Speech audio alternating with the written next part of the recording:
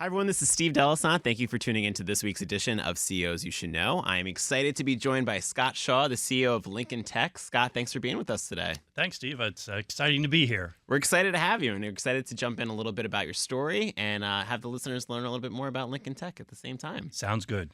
So you joined Lincoln Tech in 2001, and I know you've held various roles before CEO. You were the Chief Operating Officer, you're the Chief Administrative Officer, and probably a ton of other things in between, right?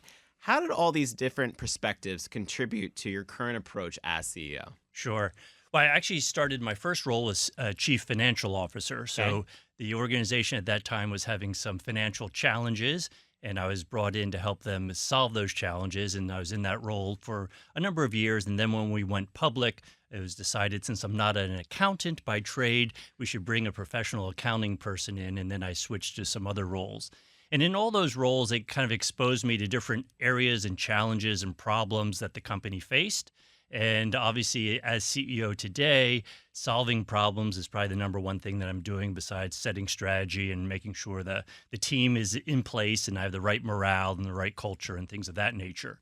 So I got exposed to financial problems when I was CFO. When I was the chief administrative officer, that was more involved with kind of the legal and regulatory world.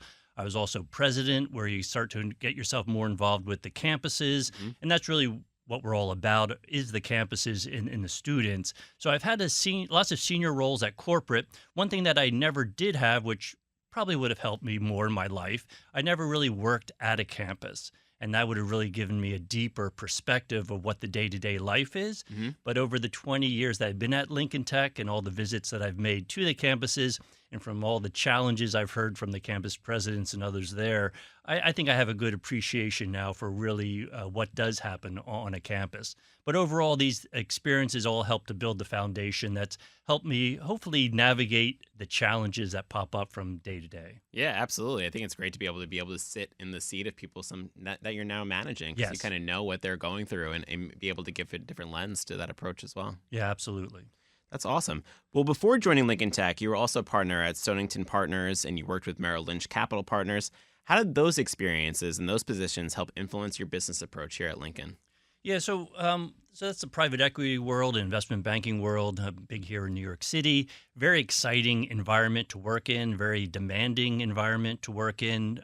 You had to operate 110% all the time because when you make a mistake with millions and billions of other people's money, it has a big impact. So it's a very great learning environment, and it's also one that exposed me to a lot of different businesses in a very short period of time.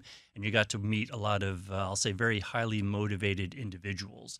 So all those things help develop and excite me and drive me to do something else. But I left the investment world and joined Lincoln, was I was really wanting to join an organization that did something. This Yep. did something very concrete that I could relate to versus, I'll say, push a lot of numbers around or a lot of paper around to get the job done. And so, but the experience gave me insights to different leaders and their leadership styles, different problems that did arise at these companies and how they addressed them and how they focused on them. And actually gave me a great foundation, certainly to become CFO, which was my first role at Lincoln. And so it helped propel me to where I am today, frankly. That's awesome. And you've been at Lincoln for 20 years as president and now CEO. And over those years, I'm sure you've seen a significant growth and transformation. Yeah. What have been some of the key strategic initiatives that you've led that believe have been pivotal to the success of Lincoln Tech? Yeah, so I've been there for 20 some years. I've been CEO now for 7 or 8 years. We've had tremendous growth. We've also gone through some economic cycles that have been very painful for the organization. And both have impacted me greatly. The painful ones, when we had to let people go or close campuses, Of course. is obviously the most challenging one. And Mhm. certainly it's a position we never want to be in again. Yep. And that probably leads to how I lead the company to make sure that we're a little more conservative, that everything that we do is going to be of high quality and enduring so that we hopefully don't have to go through those challenges again. Another thing that I've been focused on is regulatory, where we operate in a very highly regulatory environment. And those companies that don't follow the policies and procedures that the government wants us to are no longer around. And Lincoln's been around for 78 years. I want them to remain for another 78 years. So we remain focused on that. And as I mentioned earlier, we did have some challenging times. And when I came in, we were shrinking as an organization. And obviously, shrinking is not good for anyone. You Hmm. know, it's tough to get pay increases and things of that nature, tough to grow a business when you're shrinking. And so we did make the decision to make some changes in our marketing efforts and in our sales team. So I changed some people around and decided to spend more money, frankly, in marketing because when you're kind of swimming upstream, like I say, you have to swim a little harder. And so we needed to spend some more money out there and make people aware of what we were offering. And the good news is it was well received and we did start growing again. That's awesome. Congrats. Thanks. Well, you could tell that you love what you do. You said earlier that you switched industries, right, to be Yes. part of a company that you saw that they were really contributing, right? Yep. What personally motivates you right now as CEO, and what are you most passionate about with Lincoln Tech? Well, I never thought I'd be here 20 some years as I am today. And that's because I think if you look at Lincoln, and there are lots of people that frankly have been there for a decade, multiple decades. We actually have an employee who's about to retire. She's been there 4 decades. Wow. And so people really fall in love with education. And most people that are doing education are doing it no matter how they're involved in it because they like to change people's lives. And so, as I said earlier, investment banking is exciting, has lots of going on, but you know, it's hard to see exactly what you're doing day to day versus at Lincoln, you actually get to meet the people that you're helping. And they're not with you for just an hour, you know, a transaction in a store or a restaurant. You know, they're with us 9, 10, 12, you know, sometimes 15 months. Yep. Now, I don't see that at the corporate office, but the people in the schools get to see it. But I get to hear the stories of the successes. I also hear the stories of people that are complaining if they don't like their teacher or they don't feel like they're getting, you know, the what they signed up for. But overall, what we do is very impactful for these individuals. Just got a story from a campus president, just like a 4-sentence email where the student reached out to one of their teachers and said, "Hey, Mr. Jones, I was in your transmission class. Just letting you know, as I told you back then, you know, I always want to work on transmission. I have the great job. Every day I think about what you taught me, and I appreciate that." Was basically all he said. And that's frankly all I'd like to hear is I know that what we're doing is making a difference. And that's really what drives me to go forward. And then also, we're growing, and the country is finally waking up to the fact that we need more skilled trades. Hmm. College is great. I benefit from college. I have nothing against college. The challenge is you have to really know what you want to do because it's a very expensive investment. Hmm. And I think that if you don't know what you want to do, you should be looking around for other alternatives. And not everyone's right for the skilled trades either. But it is a really exciting career right now because there's such demand out there. And the fact that we can help these individuals find a different path that makes them more successful is very rewarding, as well as the employers that are coming to us. We just have more job opportunities than we have students. And that's been that way for the last 10 years. And I bet it's going to be that way for the next 10 years because for the last 40 years, we've told everyone, you got to go to college, got to go to college. And they've taken you know, shop classes and things like that out of the high schools. And we hear from employers all the time that kids just don't even know that these jobs exist or what they involve because they're not, you know, unfortunately they're sitting at home staring at a computer doing something that they're not in the backyard with a parent Hands-on doing and, yep. something. Yeah, I mean, I mean, frankly, if I open up a hood of a car, I couldn't understand what's going on in them on today. They're so complicated. There's so True. much stuff Me jammed neither, so in don't there. worry. Yeah, so I understand how things have changed, but in long story short, things seem to be changing in our direction, which also makes it very exciting. Yeah, absolutely. I think that's awesome to be able to be part of an organization that's so rewarding and inspiring and changing so many people's lives for the better. And it sounds like right now is a perfect time for people to really take that opportunity to invest there. I encourage them to take a look. So Lincoln Tech has had a very long, rich history in this country, right? How do you use that long-standing tradition to stay relevant in today's education world? Well, first of all, we try to build on our successes and why we've been around. As I mentioned, it's a high focus on regulatory compliance. It's also a high focus on quality. I mean, quality endures, and I want to be the best at everything that we do in every market that we're in because you know, the best survive and go through all the various cycles. But also what we do, which is different than a lot of, I'll say, traditional schools, is that we are very much connected with our employers. We have two customers. One is our student that's looking for a job. The other are the employers that's looking to hire talented individuals.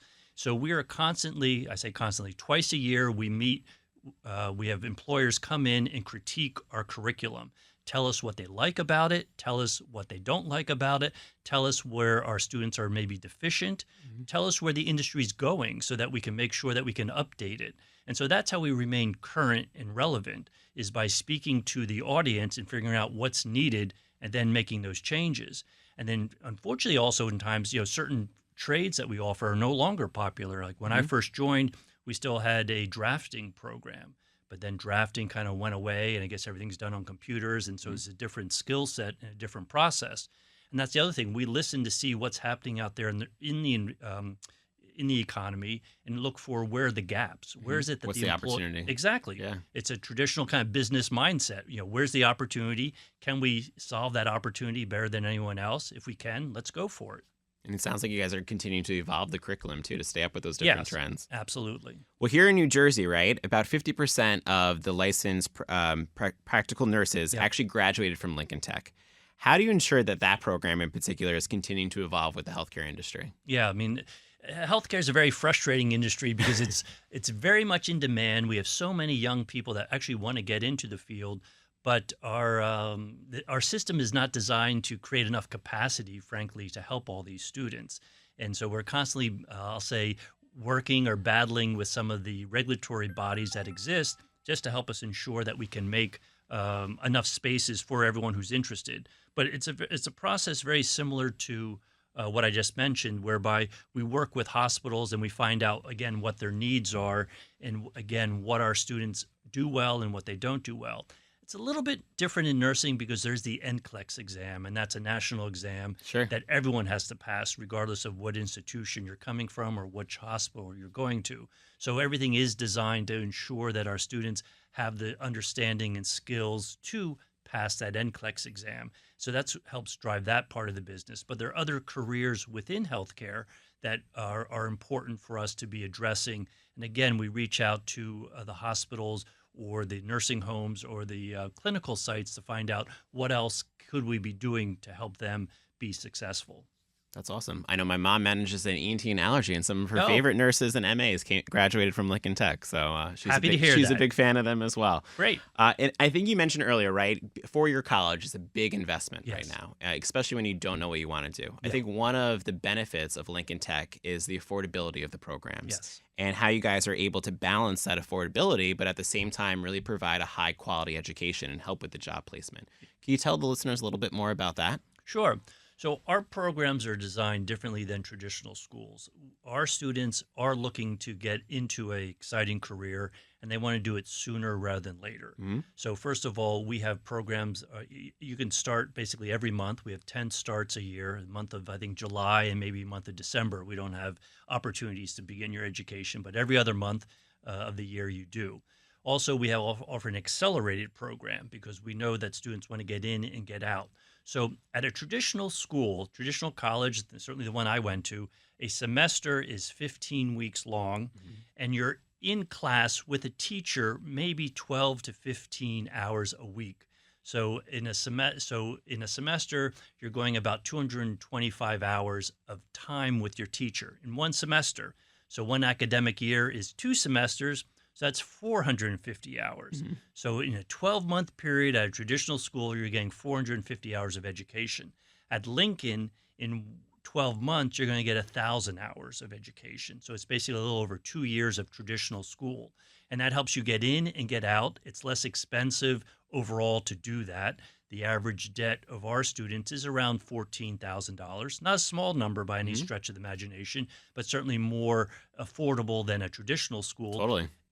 Also, you're out within a year, so you're already earning income in, I'll say, what was traditionally your sophomore, junior, and senior year of college. Yep. And so that's what helps really make it such an attractive opportunity. We have students who've come to us who have basically are working. By the time their friends get out of college, they're already 3 years into their career. Some of them have maybe already bought a car or maybe bought a house, or they certainly know what they want to do, and they have stories of their friends who are coming out of college still not quite sure what it is they want to do. So again, it's not for everyone, but for those that want to work with their hands, get personal satisfaction every day, because you can see what you're accomplishing. If you want to help people, you go into the healthcare field. If you like to tinker with things. You go into automotive mechanics, you become a welder, electrician. There's just lots of good opportunities out there. Yeah, it's providing a career for those individuals that's their passion and that's their sweet spot. So that's Yes. awesome. Yeah. I know one of the things that's changed in education is the rising online education and alternative learning programs. How have you addressed this competition, and how do you guys differentiate yourselves against those? Yeah. It's definitely, I mean, certainly during COVID, everything was 100%. online. Yep. And prior to COVID, we were 100% on ground. And there was probably some hesitation within our organization. Really, can our students do online work? They're used to working with their hands. Mhm. And what we learned through COVID is yes, they can do some online work, but we as a hands on training organization are not going to rely on Mhm. distance learning, but we are going to take advantage of it. So we changed our curriculum post COVID to be 30% online and 70% on ground.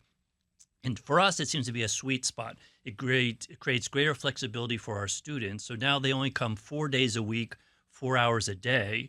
So they have a 3-day weekend, which helps a lot of the, let's say, the parents who are single parents who Definitely. are trying to become nurses. It gives more time to have a second job or Mhm. a job while you're going to school. So the average age of our student is 25. So a lot of them have greater responsibilities and Mhm. need to earn income to support themselves, to pay for their education, or also sometimes support their families. So by going to this blended learning, it gives them much more flexibility to do work, also gives them greater flexibility of doing the work when they have the time to do the work. And so that is how we're approaching it. We're still very much a hands on institution. That's where we think we excel, frankly, and that's where we have a competitive advantage. And so we're still going to offer all the hands on that we did before. But for those parts that are lecture, theory, that can be delivered through blended or an online portion of the education. I think it's a great mindset, the combination of both. I think the hands-on approach is especially important, especially for the careers they're having. But that's Yes, great that you're providing that flexibility for some of the students, especially those that are working. absolutely. So we touched on this a little bit, but you guys offer a variety of fields, right? You have automotive, you have skilled trades. What are some of the specific challenges maintaining program quality for all these different industries Yeah. that the school offers? Well, we have experts. So, first of all, everyone who teaches at Lincoln Tech comes from the industry. They're not academics, they're people that have actually done the job. So, they know what's needed and what's required and what's quality and what's not quality and Hmm. what's going to help our students achieve the goal that they have, which is to get into a career as quickly as possible. And hopefully, we're giving them the skills that make them, the person of choice over someone else. So we are constantly working with our faculty. We're constantly working with industry. So Hmm. we're partnered with a lot of different industries. For example, we just formed a new partnership with Fujitsu, which makes split units. I'm looking around here. I don't think you have them here in the studio, but split units are heat pumps, and a lot of people are used to heat pumps. But the technology now has changed in heat pumps so then they can become much more effective so that even in colder climates, such as, let's say, New York, heat pumps are more efficient or as efficient as a gas burner, but obviously have different, if it's green energy, Hmm. green electricity, it's going to be better for the environment overall. And so states are starting to mandate new construction might have to all go to these new, more efficient heat pumps. Well, that's new technology. So we bring that into our curriculum. Fujitsu, who's a leader in that area, has partnered with us to share their technology with us, as well as to give us training aids to help our students be well versed. We have a partnership with Tesla. We have a partnership with Hussmann, if you go into a Costco or anyone, there's giant refrigeration units.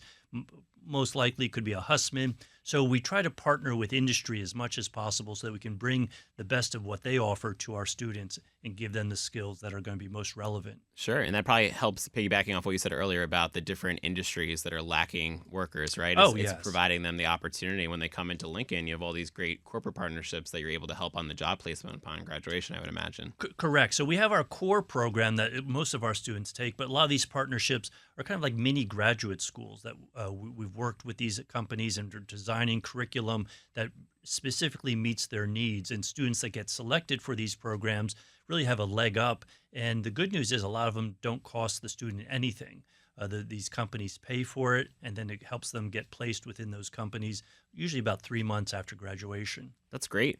Well, a lot of exciting stuff you guys are currently doing. Looking ahead, what Yeah. are some upcoming initiatives or programs that you're particularly excited about? Again, I'm particularly excited about the core programs that we have, and today we're in 13 different states with 22 Awesome. campuses. But I think the vision for Lincoln is to truly become a national organization because we see that there's just demand across the country for what we do.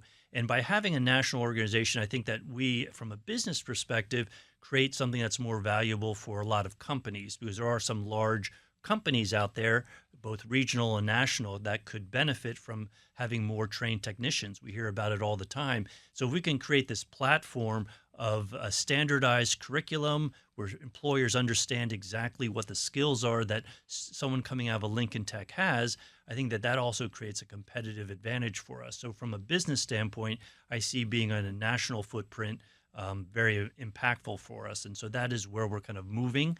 We opened our first new campus in 18 years, hard to believe, in Atlanta.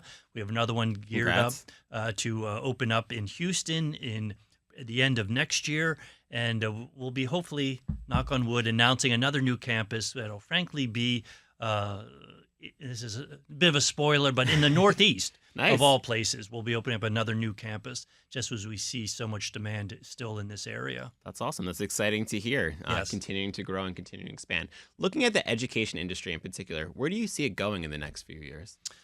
Well, I think that there's certainly a lot of talk about education and the cost of education, and the education sector is really slow to change.